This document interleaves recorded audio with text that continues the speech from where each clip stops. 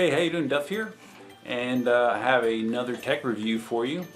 GearBest sent me this laser engraver. I'm not sure how you pronounce that company name. NEJE? I'm not sure. But it's a NEJE, I'm sorry, DK-8KZ laser engraver.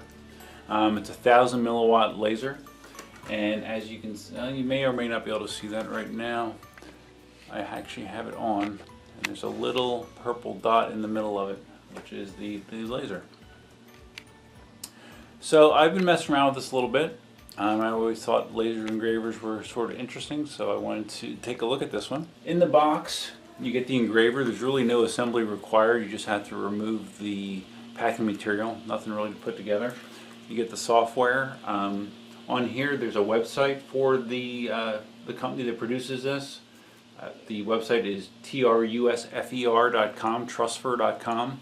I recommend going on there and getting the latest and greatest updated drivers. The drivers for this do work for Windows 7, Windows 8, and Windows 10. But I did have a problem with the version that came on the CD, and I downloaded the new version and got it working.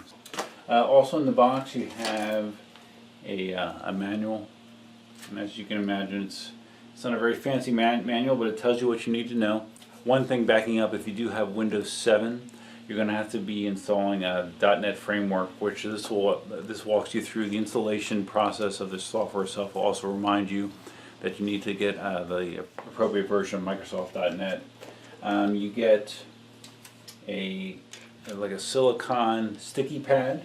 You get various test materials that you can print on. It's cardboard, some regular cardboard, some thicker, almost like balsa wood, and even some thicker pieces of wood. I believe I read that the thickest object that you can engrave on is 7 centimeters. It can't be any thicker than 7 centimeters. Alright, so like I said, I'm totally new to engraving, laser engraving, so I didn't really know what to expect. The software that you can see here, okay, this is one of the included images that comes with the software. I'm going to delete this, clear the image. The software is not all that impressive. It gets the job done. You'll see right now I'm connected to the laser. Okay, I'm going to center it. I'm going to do a rectangle. And you can see the way that it moves, what it sounds like as it's printing. It's kind of similar. I'll actually start to print for you in a little bit here. We'll shut this thing up. Okay.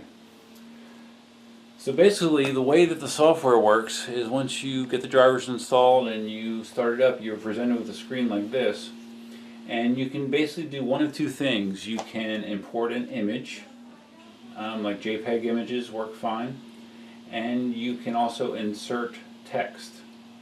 So right here I have my Duff 3D typed out here, and you hit the insert button, and I already picked the font type, and you just stick it on the screen, and there you go. That's the way you insert text into your image. If you want to insert a picture, you drag it over into the work screen. It always asks you which image. I'm not really sure what the difference is here. They look the same to me. Alright, now I got my image there. The build size of the platform is only 38 millimeters by 38 millimeters, so it's not big. That's one of the negatives as far as I'm concerned. You can't do a real big thing. And these images, these test images that they include with the software are 490 pixels by 490 pixels. So if you're doing an image, you want to try to shoot for that size. I tried to do a couple that were less than that, and the image was very, very small. I did do my Duff 3D logo. Okay, and again, it wasn't as big as I would like it to be. But a full-size image, let's see, do I have it? I don't have it in here. But even a full-size image isn't all that big. So, like I said, the max size you'll get out of this is 38 by 38 millimeters, so not big. As far as once you have the image loaded here, you send the image to the machine. You'll see there's a little progress bar going across here. Okay, now What it's doing there, I believe, is it traces how big the image is going to be on your print. And the reason it does that is so you can align things properly. Now there's two ways that you can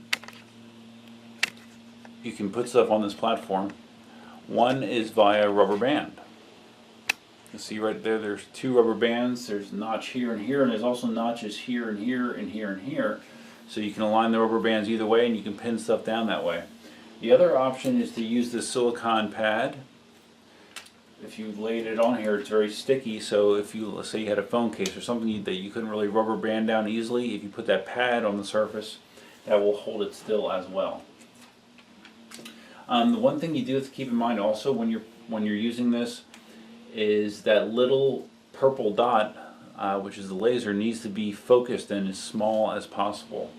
Otherwise you're not going to get a quality cut. You need to have that focused, and the way you focus it is there's a little knob here around the lens, like a focusing lens basically, that you just turn until that dot gets small and not blurry. Let's see what else. As far as I'm going to load up some cardboard here. Demonstration of what it sounds like, what it looks like when it's printing. Alright, so okay, now I'm adjusting the center using the software so it's more centered, my image. And you know what, I wrote this. If I'm going to do something, I don't really like this image. Let's clear this. I'm going to find something that looks a little bit more interesting to me. Okay, like the Spider-Man logo. That's cool, right? Do that. Okay, there we go. And it would help if I had it on the screen. Okay, so I'm going to do the Spider-Man logo. Oh, one other important thing that they do include here are glasses to protect your eyes from the laser. When it's burning, it's very bright, and there's always the possibility that if you look at it wrong or if it bounces off of an object, hits you in the eye, you could do some serious damage. So you really are supposed to be wearing these glasses before you look at it.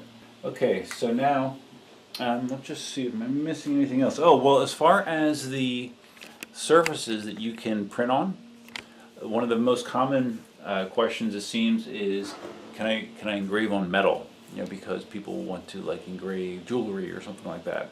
The answer is no. You cannot do that with a laser engraver. You would need a conventional mechanical engraver to do that kind of stuff. This will work on cardboard, paper, rubber, wood, leather. Let's see what else. Bamboo, it mentions bamboo. So yeah, it'll work on all those things, but it will not work on metal. Okay, so now I got my Spider-Man logo loaded up here. I'm going to send this image to the machine. Okay, so it's showing me what it's going to trace. Now, there's two ways you can start this. Right on the software, you can hit the start button and it'll start the process. The other way you can do it is once the image is downloaded to the machine, you can remove the PC from the equation and just use this red button to print or to start the engraving process. If you hit the button once, it shows an outline of what you're going to engrave. Let's test that. Okay, that shows you what it's going to look like. If I would hit it a second time, it would actually start the engraving process, and if I hit it a third time, it will pause it. So that red button serves three purposes. And one thing just to back up that I didn't talk about was, as far as the way this thing is powered, you have your USB cable that runs to the PC, but then the power cable is also a USB cord, which you can use like one of those AC to USB cord adapters to power it. I actually just have it plugged into another open USB port on my laptop, so I'm powering this by my laptop. So just FYI, it doesn't have a conventional AC adapter. You have to power it in one of those two ways. So okay, so at this point we should be ready to go. I'm going to put on my glasses and we're going to start this, and you can hear what it sounds like.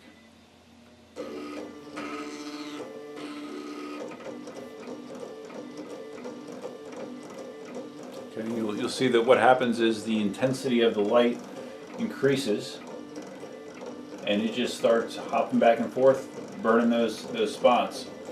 You can control how many passes it does in the software. You can have it like carve a surface multiple times. Like if you have something that's more difficult to engrave, you may want it to go over the object twice, 3 times, 4 times, whatever. There's no limit to that. But in all my test prints, I've only done single passes and they turned out okay. But again, I've only printed on cardboard or paper. Okay, yeah, it is starting. These are so dark, it's hard to see what the hell's going on and all, really. But it's okay. So I'm just going to talk to the camera and not look at that.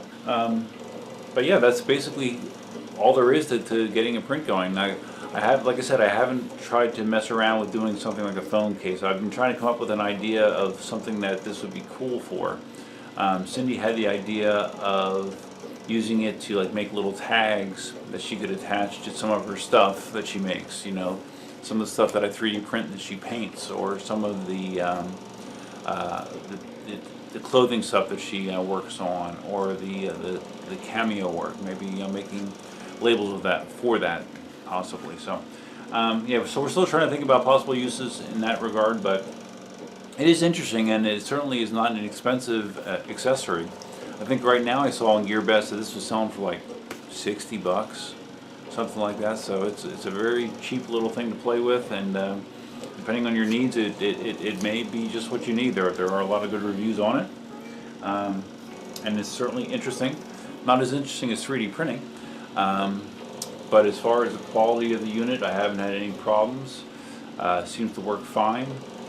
Really, the only negative, or the only negatives that I would list is that the build volume is kind of small. You know, a 38mm square does not give you a lot of flexibility. But really, other than that, I did not have anything negative to say about it. So I will include a link to this product on the GearBest site below if you want to check it out, see what you think. And yeah, if you're interested in laser engraving, this is a cheap and economical way to go. 1,000 milliwatt laser is relatively powerful, and for the money, I think it's a decent deal. So hopefully you found this video interesting. If so, give it a quick thumbs up.